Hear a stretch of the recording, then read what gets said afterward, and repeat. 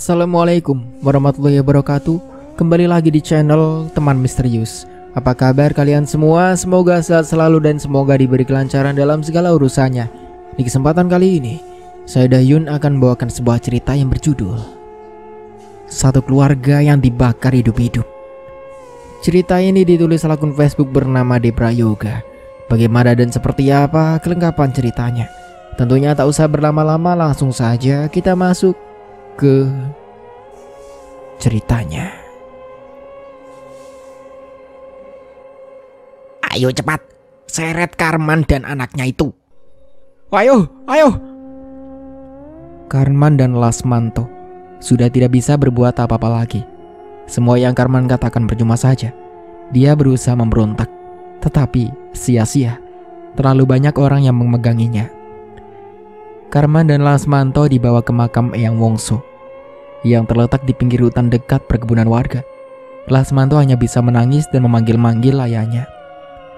Sesampainya di makam Eyang Wongso, keduanya langsung diikat di sebuah pohon yang berada di samping makam. Selesai mengikat, Darmo dan Mulyono tanpa menunggu lama langsung menyiram keduanya dengan minyak tanah. Bakar! Karman berusaha membuat anaknya, Lasmanto, untuk tidak takut. Karman yakin dia dan anaknya tidak bersalah, bahkan tidak tahu apa-apa.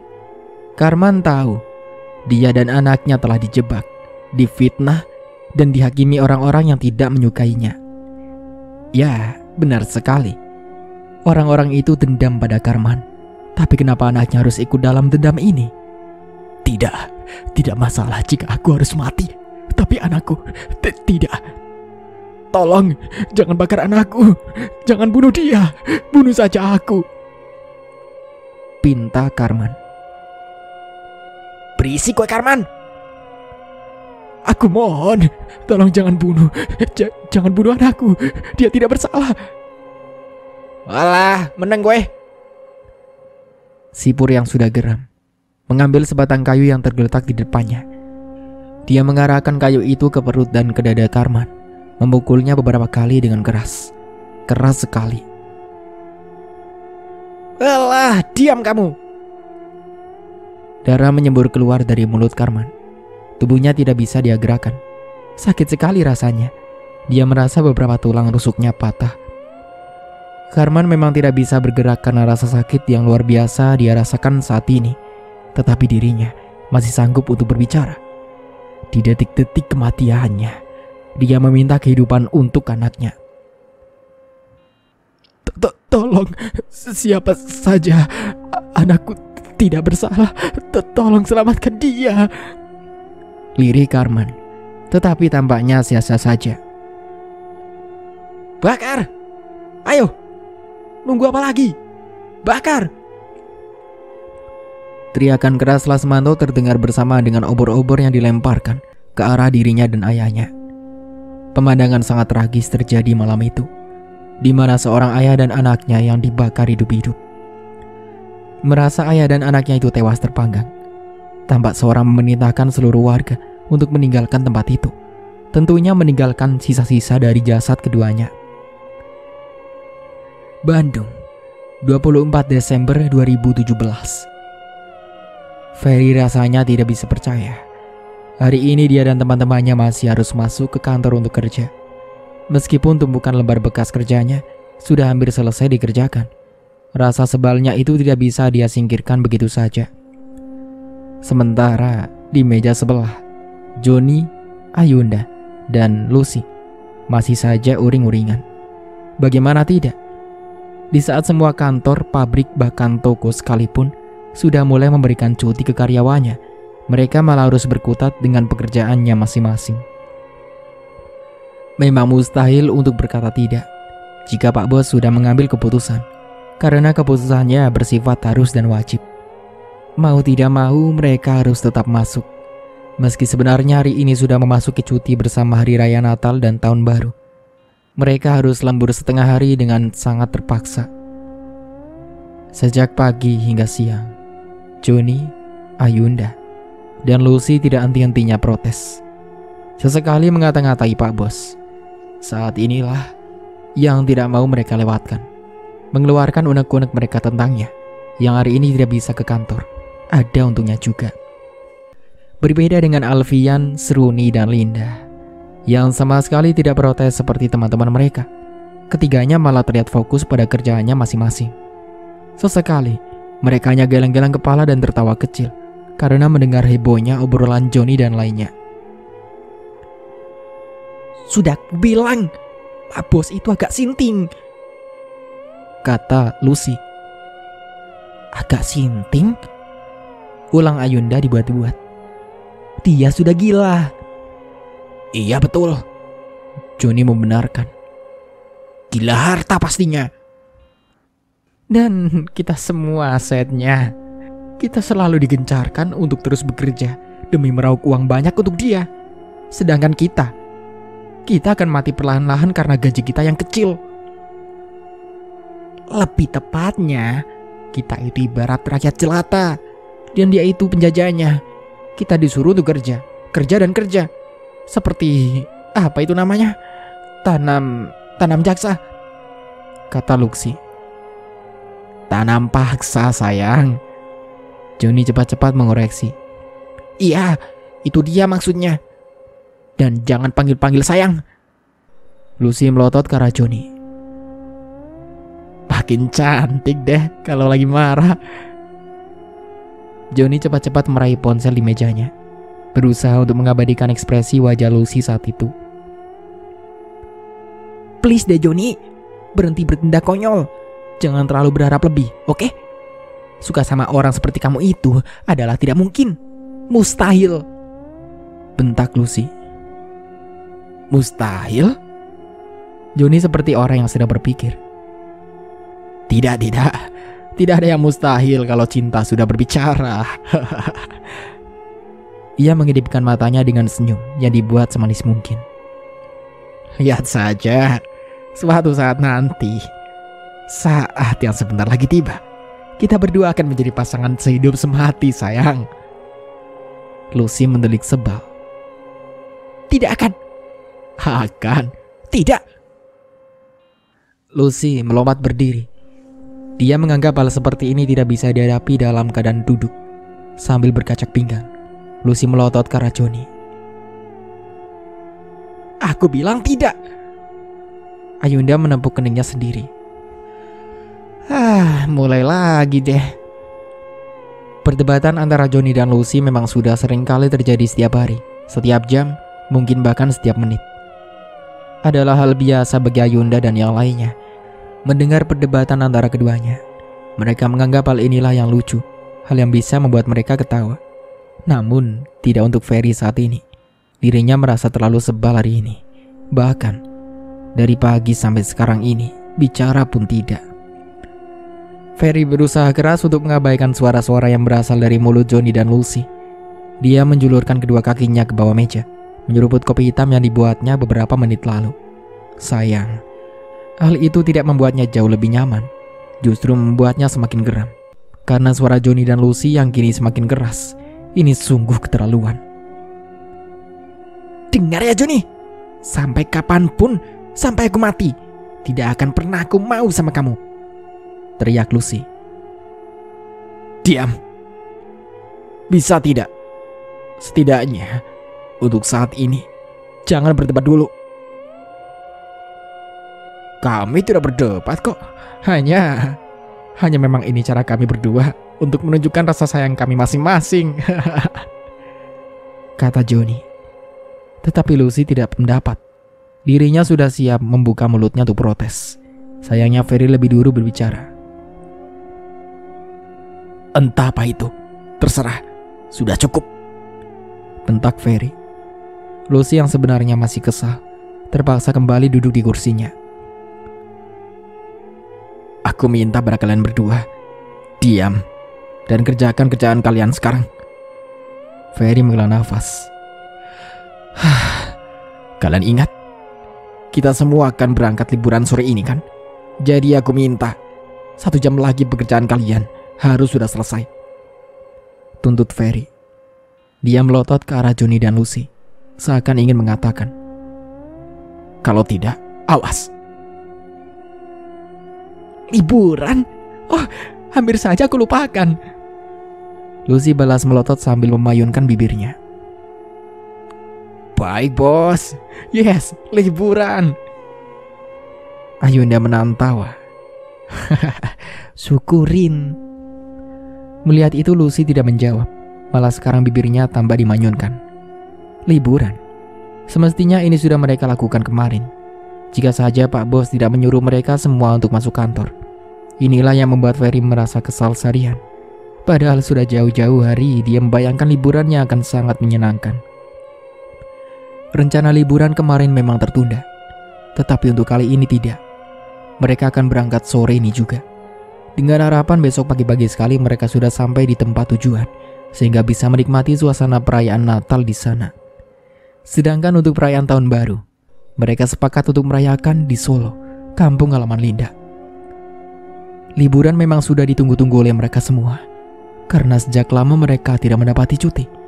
Terakhir mereka hanya mendapatkan cuti hari raya Idul Fitri, itu pun hanya 2 hari. Namun, entah mengapa perasaan Seruni tiba-tiba saja cemas karena mendengar kata liburan. Dia merasa aneh, padahal kemarin dia merasa bersemangat sekali. Tetapi hari ini, entahlah.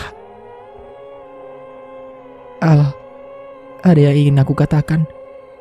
Seruni ingin memberitahu Alfian, kekasihnya, tentang perasaannya yang semakin tidak enak. Namun di lain sisi, Seruni tidak mau. Gara-gara dirinya liburan kali ini, liburan yang selama ini mereka tunggu-tunggu gagal karenanya. Mungkin saja ini semuanya karena kondisi tubuhnya yang sedang kurang sehat.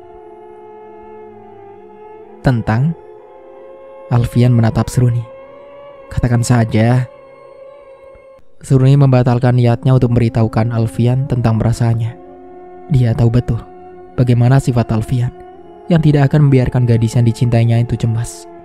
Jika Seruni harus berbohong karena alasan tidak enak badan, maka sudah dipastikan Alfian akan melarang dirinya untuk ikut liburan. Dan tentunya Alfian tidak akan ikut juga. Tidak. Seruni tidak mau membuat teman-temannya kecewa. Sayang, katanya mau bicara, kok malah diam? Tidak terlalu penting, Al. Kamu baik-baik saja kan? Alfian memastikan.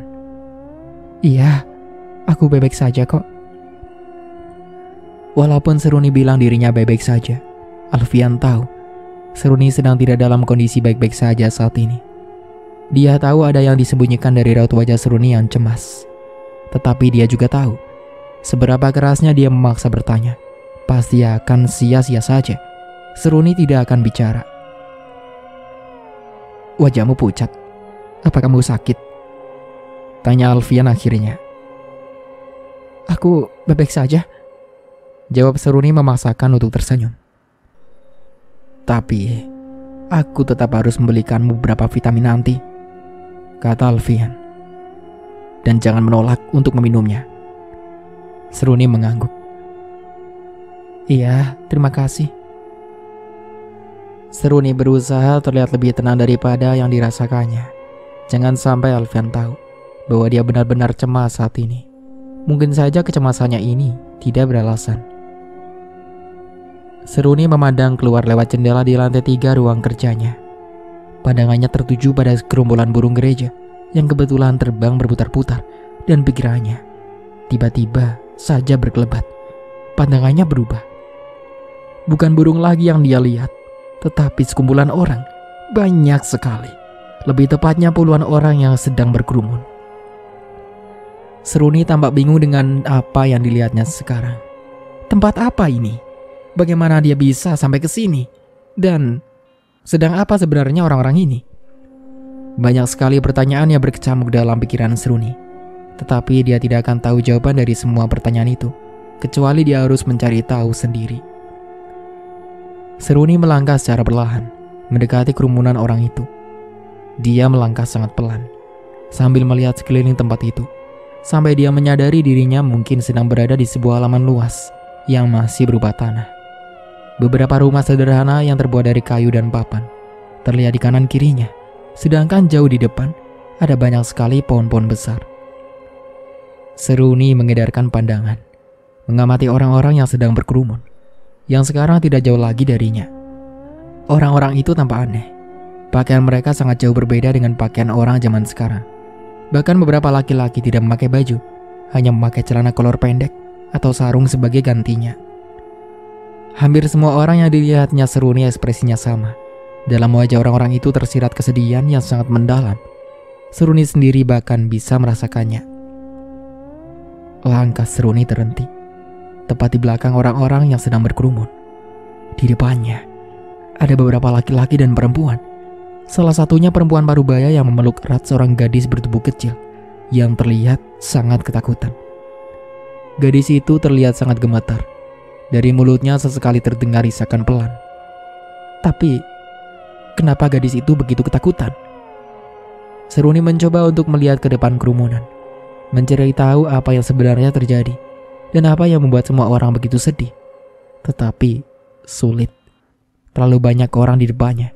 Dia tidak bisa melihat apapun. Berkali-kali Seruni mendongakkan kepalanya dan berjingkat, tetapi sia-sia saja. Orang-orang ini terlalu tinggi. Atau mungkin tinggi badan Seruni yang hanya 158 cm terlalu pendek. Memang nasibnya tidak begitu baik dalam tinggi badan. Sia-sia saja usaha Seruni. Dia tetap tidak bisa melihat apa yang sebenarnya sedang terjadi jauh di depan sana. Dan dia harus melihat apa yang sebenarnya dilihat oleh semua orang yang ada di sana. Tetapi apa yang semua itu tidak akan membahayakan dirinya. Sesaat Seruni diam terpaku, mencoba untuk berpikir sejenak. Apa dia harus merengsek maju melewati orang-orang yang tidak dikenalnya sama sekali itu untuk melihat apa yang sebenarnya terjadi? Dia harus ke sana. Rasa penasarannya jauh melebihi rasa takutnya saat ini. Seruni melangkah dengan hati-hati, mencoba mencari celah di antara orang-orang yang sedang berkerumun itu. Mungkin inilah cara untuk sampai ke depan kerumunan tanpa sedikit pun mengganggu orang-orang itu. Tapi kelihatannya percuma. Hampir tidak ada celah sedikit pun. Orang-orang itu berdiri terlalu rapat. Tidak ada cara lain untuk Seruni saat ini selain harus mengatakan kata permisi untuk bisa maju ke depan kerumunan. Hanya itu yang bisa ia lakukan. "Maaf, permisi." Tangan Seruni berusaha menyentuh lengan seorang laki-laki tua yang memakai sarung dan kaos putih lusuh. Anehnya, laki-laki tua itu tetap bergeming. Bukan laki-laki tua itu yang aneh, tetapi sentuhan tangan Seruni yang aneh. Seruni seharusnya merasakan lengan laki-laki tua itu, tetapi ini tidak. Dia tidak merasakan apapun saat menyentuhnya. Bahkan Seruni tidak bisa menyentuhnya sama sekali. Berulang kali Seruni mencoba menyentuh laki-laki tua itu, tetapi tetap saja tidak bisa. Tangannya hanya merasakan udara kosong. Tangannya menembus laki-laki tua itu. Seruni mencoba memegang orang-orang di sekelilingnya. Sama saja. Rasanya seperti menyentuh bayangan. Hanya bayangan yang terlihat seperti manusia.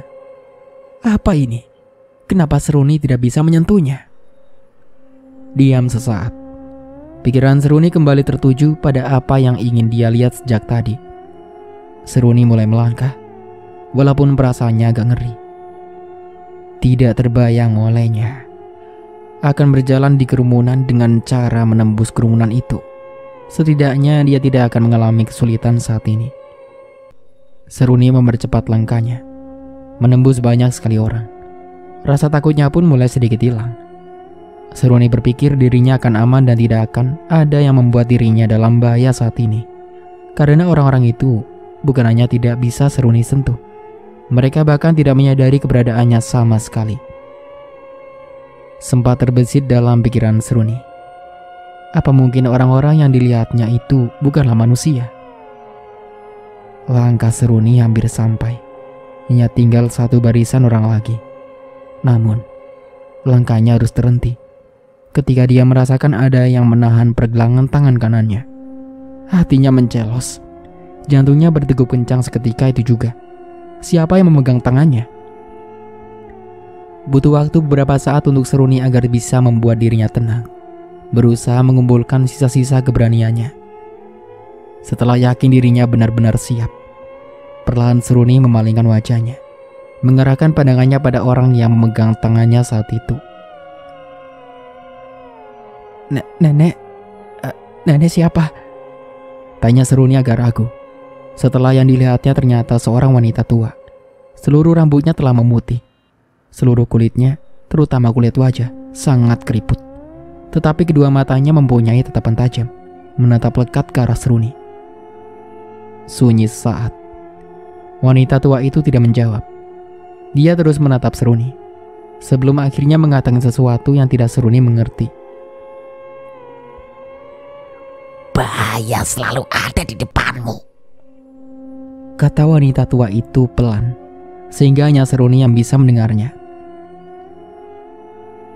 Jika kau melihat jauh ke belakang, maka kau akan bisa menghadapinya. Dia yang tak punya raga masih bisa bebas saat bait indah dilantunkan. Dan untuk mereka yang tiada berhak menuntut kedamaian, tapi ada saatnya pula bagi orang-orang yang tak bersalah harus menjadi korban. Seruni terdiam. Dia berusaha mencerna perkataan wanita tua itu, tetapi tetap saja dia tidak mengerti. Seruni bermaksud untuk menanyakan apa arti perkataan wanita tua itu. Namun, pertanyaannya menghilang dalam perjalanan ke mulutnya. Dan yang dikatakannya lagi malah, nenek siapa? Untuk yang kedua kalinya, wanita tua itu tidak menjawab pertanyaan Seruni. Dia malah mengelurkan tangan kurusnya untuk menunjuk ke arah depan, tanpa mengalihkan pandangannya pada Seruni. Seruni mengikuti arah tangan wanita tua itu. Sebelum dia bisa melihat apa yang ditunjuk wanita tua itu, dia merasakan sesuatu yang dijejalkan ke dalam genggaman tangan kanannya. Ternyata wanita tua itu yang menjejalkannya. Seruni semakin bingung. Dia melihat tangannya sendiri yang masih tergenggam, sebelum memandang wanita tua itu dengan penuh pertanyaan. Siapa wanita tua ini? Apa yang ditunjukkannya? Dan dia memberikan apa sekarang? Dengan agak ragu, Seruni membuka genggaman tangannya. Setelah terbuka, ada lipatan kecil kain berwarna coklat kumal. Alih-alih membuka, Seruni malah bertanya, apa ini? Namun, alangkah terkejutnya Seruni. Wanita tua itu sudah tidak ada. Kemana dia? Seruni memandang berkeliling, berusaha mencari wanita tua tadi di tengah kerumunan orang banyak. Sayangnya dia sudah tidak ada.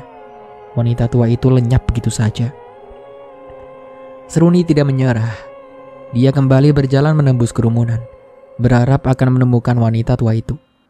Baru beberapa langkah, kepalanya terasa sakit sekali. Seruni menjerit, memegangi kepalanya yang luar biasa sakit.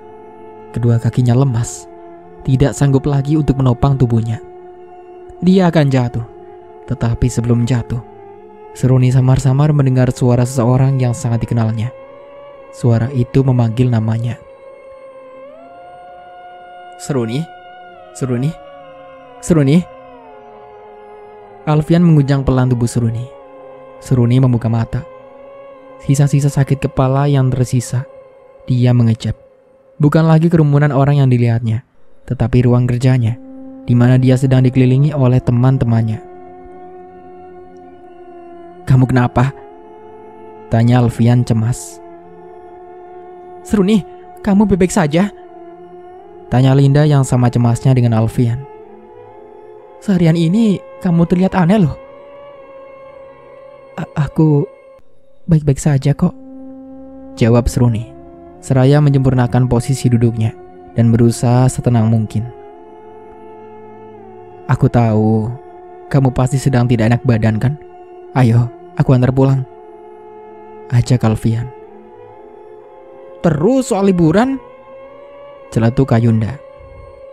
Maaf Yun, kami tidak ikut, tugas Alfian.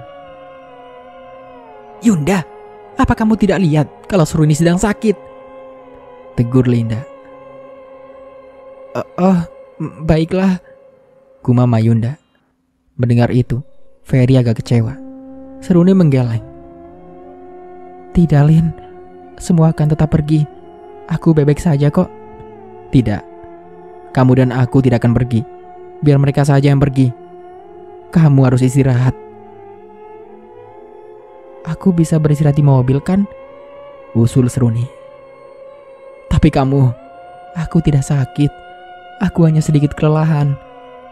Sela Seruni, berusaha meyakinkan Alfian. Alfian tetap saja cemas, tetapi dia tahu Seruni akan menolak. Sekeras apapun dia membujuknya, percuma saja.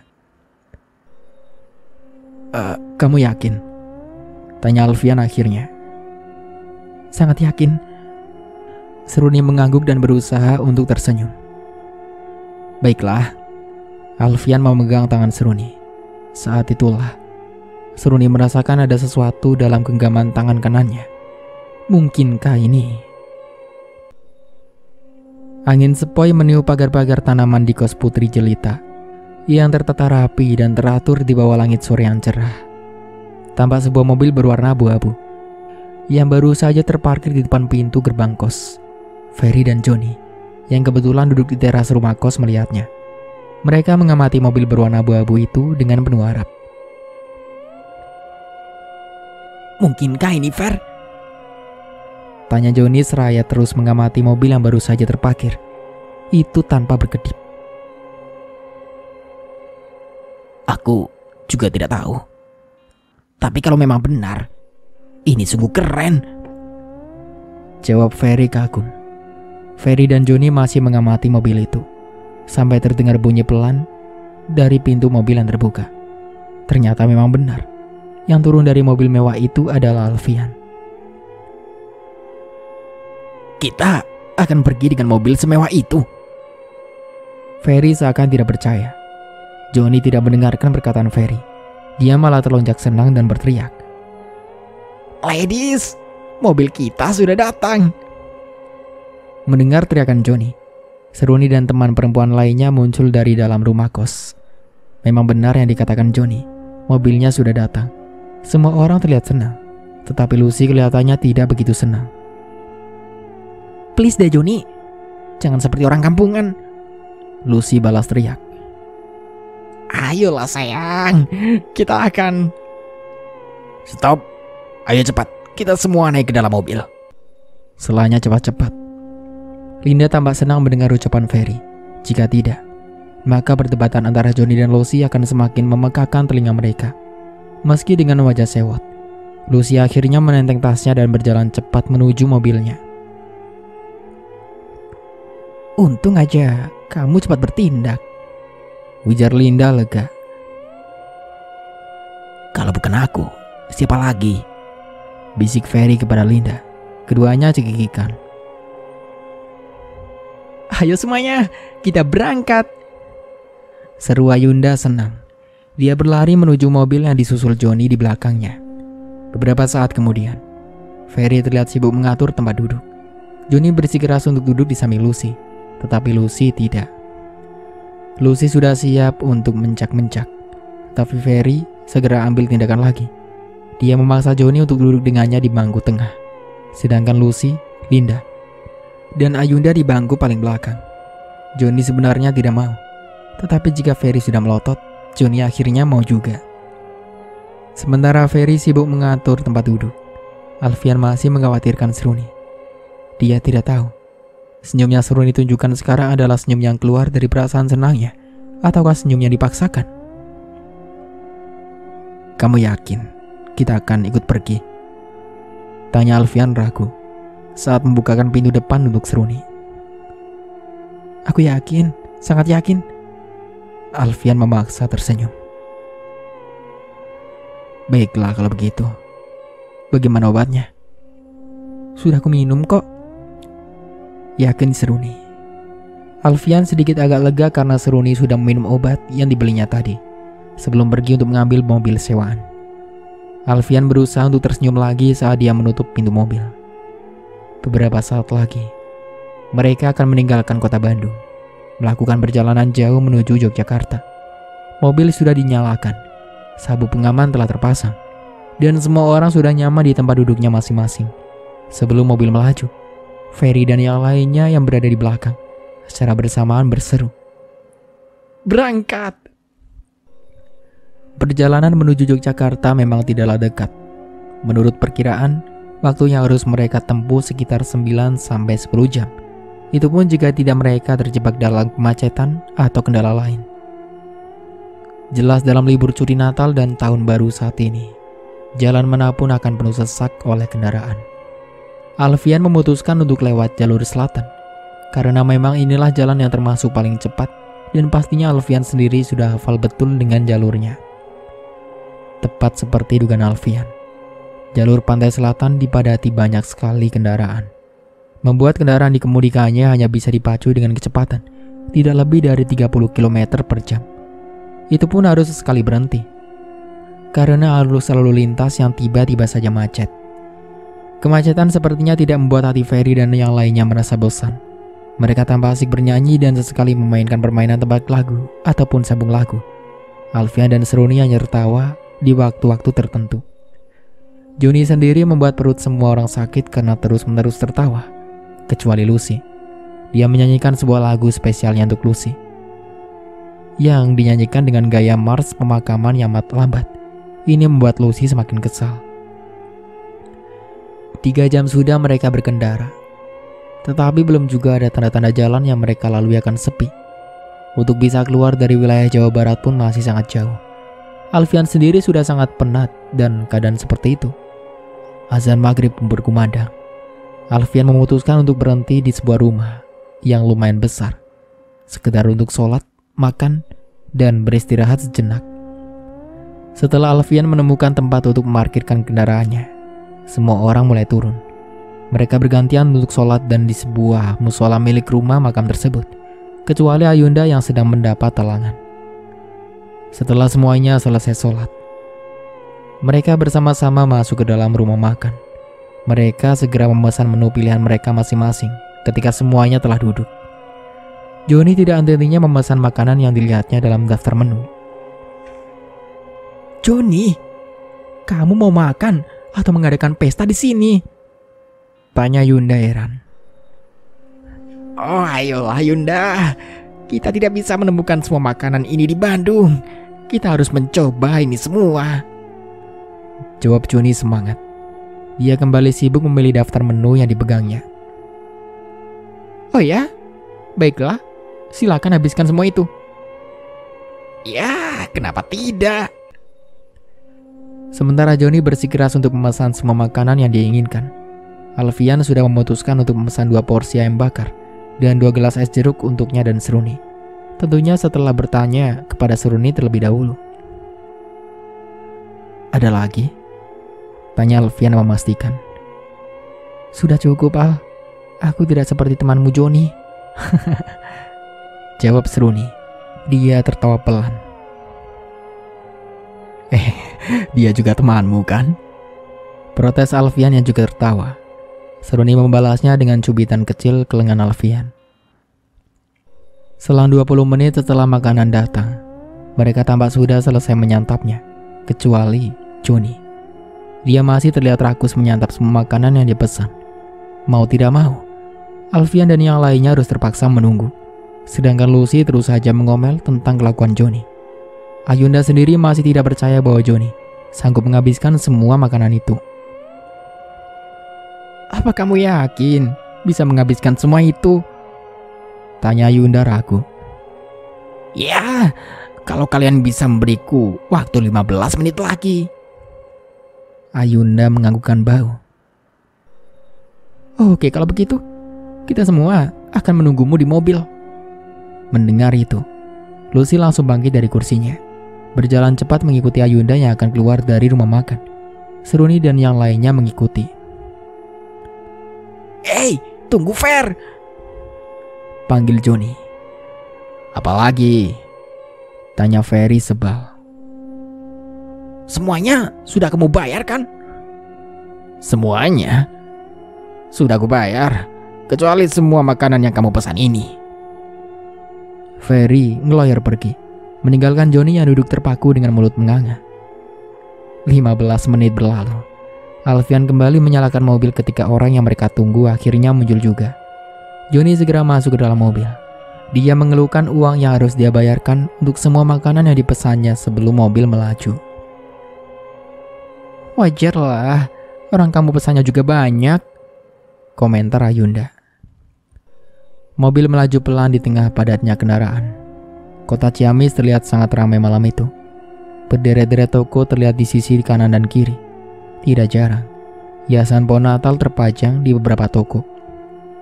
Hiruk-pikuk kota Ciamis membuat Seruni sedikit melupakan mimpi aneh yang dialaminya beberapa waktu lalu. Hatinya sudah mulai tenang. Seruni segera membuka kaca mobil. Dia berharap punya beberapa mata tambahan. Kepalanya menoleh ke segala jurusan ketika mobil yang dikendarainya oleh dia dan teman-temannya menyusuri jalan itu. Mencoba melihat segalanya sekaligus. Toko-toko, barang-barang yang terpajang, orang-orang yang sedang berjalan dan berbelanja. Seruni beralih ke sisi kiri. Seorang anak kecil berambut gundul ketika mobil berhenti karena arus lalu lintas yang macet. Dilihatnya sedang menunjuk-nunjuk ke dalam toko mainan sambil berseru, "Mau itu mah, ya warna biru." Pandangan Seruni bergulir ke toko swalayan di sebelahnya, memandangi orang-orang yang nampak antusias saat akan mengunjunginya. Di sisi kanan dan kirinya terdapat pohon Natal yang tingginya sekitar 3 meter, ditambah spanduk panjang bertuliskan Selamat Hari Raya Natal dan Tahun Baru yang berwarna kuning kemasan. Mobil mulai melaju pelan. Seruni kembali memandangi sebuah toko kue. Khayalannya muncul ketika dia melihat sebuah kue pernikahan yang lumayan besar dan bertingkat 3. Dia membayangkan pernikahannya kelak dengan Alfian akan memakai kue tersebut.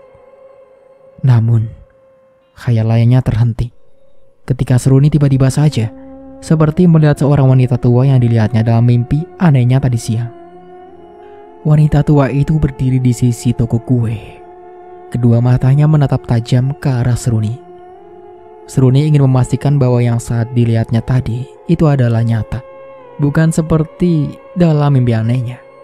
Sayangnya, saat dia mulai mengamati sosok wanita tua itu, mobil yang dikemudikan Alfian sedang mendahului sebuah truk.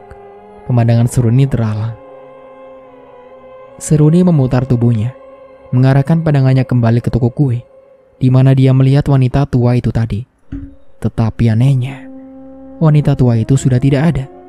Dia seolah lenyap begitu saja entah kemana. Seketika, muncul banyak pertanyaan di benak Seruni. Apa yang dilihatnya tadi itu nyata? Atau hanya sekedar halusinasinya saja? Siapa sebenarnya wanita tua itu? Jika ini memang nyata, kenapa dia ada di sini? Kepala Seruni serasa berputar memikirkan semua itu. Dia cemas tetapi dia tidak mau membuat teman-temannya, terutama Alfian, merasa khawatir karenanya. Seruni kembali menutup kaca mobil. Dia mungkin harus tidur. Akhirnya, setelah dengan susah payah Seruni berusaha untuk memejamkan mata, dia bisa tidur juga. Sementara di tempat duduk belakang, hanya Linda yang belum tidur. Dia tampak sibuk dengan gawai di tangannya. Setelah berkali-kali terjebak kemacetan, mobil yang dikemudikan Alfian akhirnya bisa melaju lebih cepat. Mobil berwarna abu-abu itu terus meluncur menyusuri kawasan Cilacap. Angin dingin berembus lewat celah kaca mobil yang dibuka sedikit oleh Alfian, sekedar untuk membuat dirinya tidak mengantuk. Hal itu tidak berlangsung lama, karena Alfian sadar di sebelahnya ada Seruni yang sedang tertidur pulas. Dia tidak mau kalau Seruni terbangun, gara-gara dinginnya AC mobil ditambah udara dari luar. Alfian bersenandung kecil. Mungkin itu bisa membuatnya terhindar dari rasa kantuknya. Namun, cara itu pun tidak membantu. Rasa kantuk dan letih semakin menguasainya. Alfian melirik ke kaca spion. Dia melihat semua teman-temannya di belakang sedang tertidur pulas, kecuali Ferry. Terbesit dalam pikiran Alfian, meminta untuk Ferry bergantian mengemudikan mobilnya. "Fer, kamu belum tidur?" tanya Alfian basa-basi setelah mengurangi pijakan gas. "Baru saja aku bangun, Al." "Oh, kamu bisa gantiin aku nyetir mobil? Aku sudah ngantuk berat nih." "Aku?" Ferry seolah tidak percaya. Kamu bahkan tahu kalau aku tidak pernah pegang mobil." Emang iya sih. Terus bagaimana? Apa kita istirahat dulu?" Sebentar. Aku pernah lihat Joni. Waktu itu dia pernah pakai mobil deh." "Joni? Ulang Alfian ragu. Iya, Joni. Kamu yakin, Fer? Ya, aku yakin. Biar aku bangunkan dia dulu, kata Ferry. Alfian sebenarnya tidak yakin jika Joni yang menggantikannya untuk mengemudikan mobil. Tetapi tidak ada pilihan lain. Tidak ada lagi yang bisa mengemudikan mobil kecuali Seruni. Mau tidak mau, Alfian menerima saran dari Ferry. Dia tidak mau membangunkan Seruni, apalagi Seruni sedang tidak enak badan. Memang sulit untuk membangunkan seorang yang bernama Joni. Alfian sesekali melihat ke kaca spion. Ferry dengan susah payah membangunkan Joni. Butuh waktu setengah menit baginya untuk bisa membuat Joni terbangun dari tidurnya. Apa kita udah sampai? Tanyanya ketika bangun. Belum. Kamu bisa bawa mobil kan? Ya, kenapa? Joni garuk-garuk kepala. Gantian Alfian, dia ngantuk. Tapi aku tidak tahu jalan. Alfian yang mendengar itu menjawab. Lurus saja, ikutin jalan ini. Joni diam saat. Oke, baiklah. Tapi jangan lama-lama ya. Iya, aku cuma butuh waktu buat tidur sebentar kok. Alfian menghentikan mobil di tepi jalan. Begitu menarik tuas rem tangan, dia dan Joni segera turun. Mereka bergantian untuk menyetir. Sebenarnya Alfian masih agak ragu, tetapi setelah Joni mulai mengajukan mobil, Alfian merasa tenang. Benar yang dikatakan oleh Ferry, kalau Joni memang bisa mengendarai mobil. Meski Joni orangnya konyol dan nyeleneh, ternyata dia Mary juga. Butuh waktu sekitar 3 menit untuk Alfian benar-benar bisa memejamkan mata. Sementara itu, mobil terus melaju ke arah timur dalam kendali Joni. Tidak terasa 3 jam berlalu. Tidak terasa pula bagi Joni yang selama 3 jam menyetir menggantikan Alfian. Mobil terus meluncur sesuai panduan Alfian, yaitu arah timur. Teman-temannya masih terlelap tidur. Joni sengaja tidak membangunkan Alfian, karena dia tidak tega melihat wajah Alfian yang terlihat sangat lelah. Di tengah perjalanan, Joni sempat melihat sebuah petunjuk jalan yang berbunyi alternatif Yogyakarta menuju ke arah kiri. Melihat itu, Joni berinisiatif membelokkan kemudi ke kiri ke arah yang dimaksud dalam petunjuk jalan.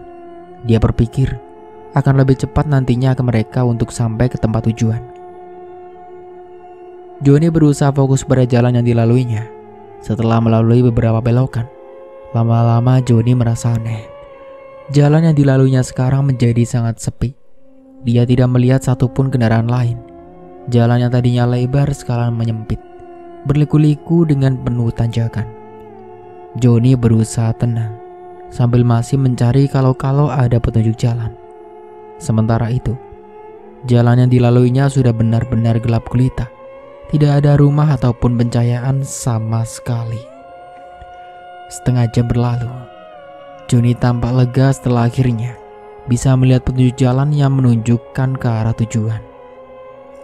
Joni pun memacu kendaraannya dengan sangat kencang setelah berbelok ke kanan sesuai petunjuk jalan. Namun, Joni tidak tahu jika ada yang aneh dengan petunjuk jalan itu. Kepercayaan diri Joni meningkat saat kedua matanya menangkap seberkas cahaya kemerahan di kejauhan. Joni mempercepat laju kendaraannya, mengejar cahaya merah itu. Dia berharap yang dilihatnya tadi adalah cahaya dari lampu belakang sebuah mobil. Joni bersorak dalam hati ketika melihat sebuah mobil yang jaraknya sudah tidak jauh lagi dari mobil yang dikendarainya. Sekali lagi ada yang aneh dan tidak Joni sadari. Jalan yang tadinya sempit, berliku-liku, penuh tanjakan, dan tidak ada pencahayaan sama sekali, sekarang berubah menjadi sangat lebar, ramai kendaraan, dan banyak rumah maupun toko. Joni yang tidak sadar sama sekali dengan keanehan-keanehan itu, memacu kendaraannya dengan lebih kencang. Dia mengira bahwa dirinya sudah memasuki kawasan Yogyakarta. Hatinya bukan main senangnya. Jalan aspal yang dilalui sangat lebar dan arus seperti jalan tol yang bebas hambatan. Barulah setengah jam perjalanan, Joni dengan tiba-tiba menginjak pedal rem sekuat tenaga yang dia bisa seketika jalan yang dilaluinya. Sekarang tiba-tiba saja berubah menjadi jalan tanah berbatu.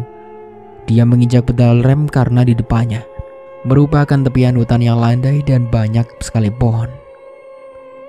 Mobil yang dikendarainya pun akhirnya menabrak sebuah pohon. Semua penumpang yang duduk di kursi belakang terpental, bahkan ada yang terguling ke bawah. Suruni sendiri yang duduk di depan tampak kaget. Asap tipis terlihat mengepul di bagian depan mobil. Johnny yang kepalanya masih sedikit pusing akibat benturan dengan kemudi perlahan turun, berupaya menolong Suruni dan teman-teman lainnya yang duduk di kursi belakang. Apa yang terjadi? Tanya Ferry seraya memegangi kepalanya. Johnny tidak berani menjawab. Dia tampak ketakutan. Aduh, sakit sekali. Rintih Ayunda. Tanganku. Pekik Lucy. Alfian yang teringat Seruni cepat-cepat turun menghampirinya. Ferry turun terakhir setelah memastikan Linda, Ayunda, dan Lucy baik-baik saja. Tidak ada luka yang serius, hanya luka memar atau lecet saja yang mereka alami. Melihat Alfian terluka, Seruni segera berlari menuju mobil. Dia mengambil kotak P3K di dalam dashboard mobil dan cepat-cepat kembali ke teman-temannya. Dia membawa Alfian dan teman-temannya di tepian jalan. Sementara Seruni mengobati luka Alfian, Lucy seperti biasa ngomel-ngomel dan terus saja menyalahkan Johnny. Ferry yang sedang mengobati Linda ikut-ikutan menyalahkan Johnny. Lagian, bisa-bisanya lewat jalan seperti ini sih. Kalau tidak tahu jalan, kan bisa bangunin Alfian. Tapi, tadi jalan ini lebar, Fer. Jalannya juga ramai dan banyak kendaraan yang melintas. Bahkan aku lihat banyak sekali rumah dan toko di sepanjang jalan. Pakai mata dong, Johnny. Jalan tengah hutan begini kamu bilang banyak rumah dan toko. Aku tidak bohong. Sumpah, jalan ini tadi sangat lebar, tapi tiba-tiba saja berubah seperti ini. Di tengah hutan, Johnny. Ini pasti sangat jauh dari kota. Ya Tuhan, aku tidak bohong, teman-teman. Aku bicara terus terang. Alfian sudah selesai diobati, angkat bicara. Sudah, jangan ribut terus. Sekarang yang terpenting, bagaimana cara kita untuk keluar dari sini? Mau tidak mau kita harus cari bantuan, kata Ferry. Iya benar, mobilnya juga mati. Kita butuh bantuan beberapa orang lagi untuk menarik mobil itu. Mobilnya masuk lumayan dalam. Kalian memang benar. Tapi apa ada orang di sekitar sini? Alfian mengedarkan pandangan, berharap melihat tanda-tanda adanya rumah warga di sekitar tempat itu. Tapi sayangnya tidak ada. Untuk sementara aku cukupkan dulu ceritanya sampai di sini. Sampai jumpa kembali di part berikutnya. Saya Dahyun pamit undur diri. Kurang lebihnya mohon maaf. Wassalamualaikum warahmatullahi wabarakatuh.